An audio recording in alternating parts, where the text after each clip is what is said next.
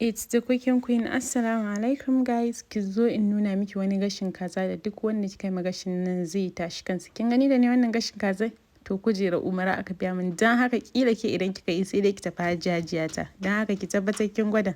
To da farko ki samu kaza ki budurwar kaza na ce idan har kika je kika dauko wata kaza da ba budurwa ba a biya miki hajji ba to ke kika sani ba ruwana. Sai ki wanke wannan kaza ki tsaftace shi sannan ki zo ki mata wanka da wannan green marinade din. Idan kina neman recipe din green marinade din yana nan cikin page ina ki duba. Kar ki yi skipping wannan green marinade din domin shi ya taking kazan nan to another level.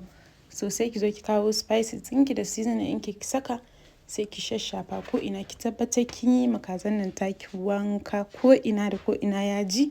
After kin gama sai ki zo ki kawo baking tray ɗinki sai ki saka wannan kaza ki kawo wannan ragowar marinade ɗin ki saka a ciki sannan sai ki saka wannan kaza a cikin oven ki batta ta gasu.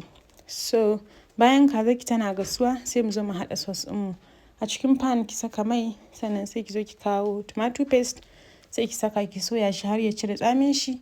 Kafin nan sai ki zo ki kawo pepper mix ɗinki. A cikin pepper mix ɗin nan akwai ginger da garlic sai ki saka sannan sai ki zo ki soya shi har ya dahu sannan sai ki zo ki kawo seasoning ɗinki ki saka.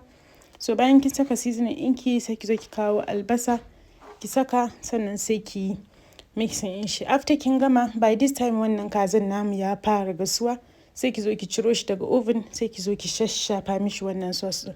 Haka za ki bi kazan nan ki mata wanka da sauce ɗin nan ki tabbatar ko ina ya shiga sannan sai ki je ki maida ta a oven ta ƙara gasuwa. To kun san dai a matsayina na sarauniya ba zan zo in yi serving kaza ita kaɗai ba dan haka na zo na yi side ɗin fried yam da kuma wannan curry rice ɗin. Idan kun ji yanda rice ɗin nan take wani ƙamshi. Abin sai a gidan sarauniya. So na zo na fito da kaza na gashi nan kamar yadda kuke gani kun ji daɗin kazan nan dan Allah kalli yanda aka yi serving kazan nan. Ke daga ganin wannan platter in ba dole a biya min kujerar umra ba. So ina mai tabbatar miki idan har kina son a 2026 ɗin nan ki tafi hajji so wannan abincin shi zaki yi.